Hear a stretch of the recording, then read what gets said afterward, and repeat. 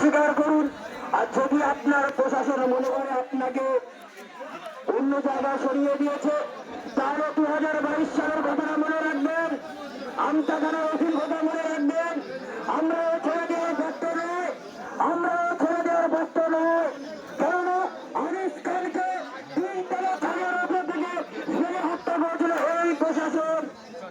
আজ একই কাণ্ড করলো।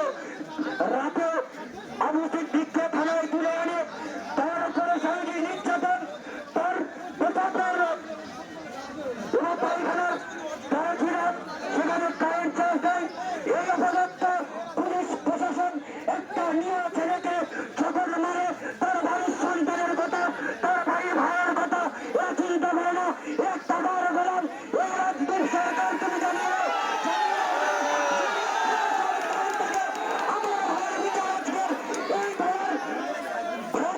নিয়ে যাবো। কেন আমার ভাই কেরালাতে কাজ করতো, সে শুধু একটাই দোষ ছিল, সে সিদ্দিকীকে ভালোবাসত, সে আইএসএফকে সমর্থন করতো। সেই কারণে তাকে শারীরিক নির্যাতন, তার উপরে প্রধারক মারধর, তার চিহ্নিতের আঘাত, তার পিঠের চালকের আঘাত। এই রাজ্য সরকারের উপযুক্ত পুলিশ, যে রাজ্য সরকার, যে মমতা ব্যানার্জি নিজেই মন্ত্রী, যিনি পুলিশ মন্ত্রী, এই রাজনীতি আপনার বলেনি, আপনি যেখানে যান না কেন আপনি ছাড় পাবেন না, আপনি ছাড় পাবেন না।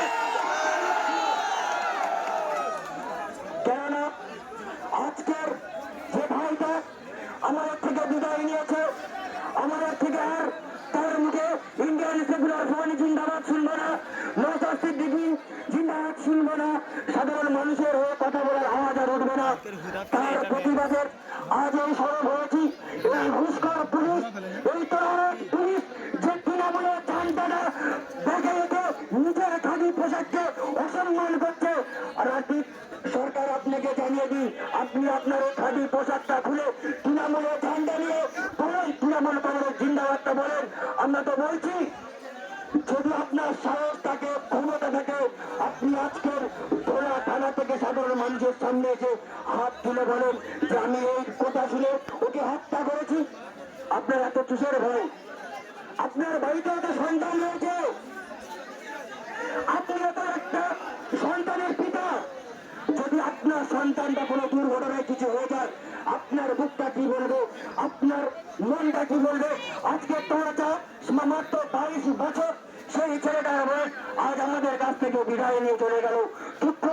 দুঃখের সাথে বলছি, যেই সাধারণ মানুষ এই শহীদ আবু সিদ্দিকের হয়ে না প্রতিবাদ করে, এই পুলিশ আগামী দিনে আরো যুবককে, আরো সাধারণ মানুষকে উপরে অত্যাচার, আরো সাধারণ মানুষের প্রতি এরা কুকুরের মতো। আজ এই প্রতিবাদ সভা, আজ এই আন্দোলন, আজ এই আন্দোলন, আজ আমি একটা কথা বলি, সাধারণ মানুষকে বলছি, ভাই বৃষ্টিটা পানিটা কয়েক মিনিট হবে।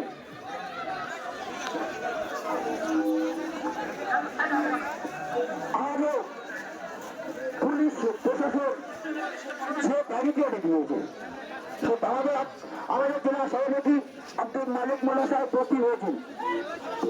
ভাই বন্ধুরা, আপনারা যারা রাত ধরে অপেক্ষা করছেন আমাদের ভিতরে কি আলোচনা হয়েছে শোনার জন্য, আমরা কোনো কিছু গোপনের ব্যাপার নেই। আপনারা সবাই মর্মাহত, সবাই মনের যন্ত্রণা নিয়ে আজকে এখানে এসেছেন। ওখানে আমরা যে 4টে দাবির কথা আপনাদের এখানে আমরা বলে গিয়েছিলাম, সেই 4টে দাবি আমরা ওখানে রেখেছি। ওই পরিবারে তার বাবা একা, তার একটি মাত্র পুত্র সন্তান, তার স্ত্রী সদ্য বিবাহিত, তার কি হবে? তার উপযুক্ত ক্ষতিপূরণ, চাকরি সহ কোনো ব্যবস্থা করতে হবে। আর যারা মার্ডার করেছে আসামি যারা, তাদের অবিলম্বে অ্যারেস্ট করতে হবে। আর ওই পরিবারের কাছ থেকে যে অর্থ আদায় করা হয়েছে ঘুষ হিসাবে, সেটা রিটার্ন দিতে হবে। আর ভবিষ্যতে যাতে পুলিশ কাস্টাডিতে এইভাবে আমাদের কোনো ভাইয়ের তাজা প্রাণ ধরে না যায়, তার কথা দিতে হবে। এই 4খানা দাবি, 5খানা দাবি তারা মেনে নিয়েছে।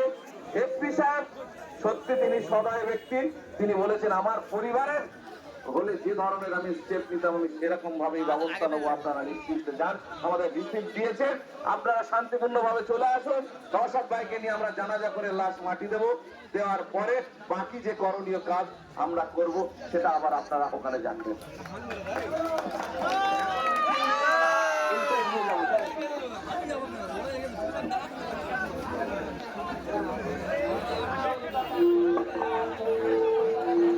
যারা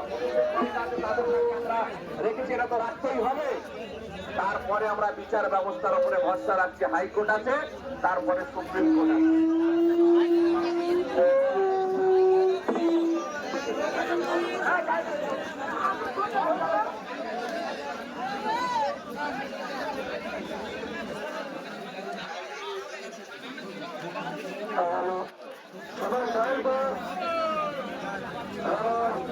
কই নওশাদ ভাই কই?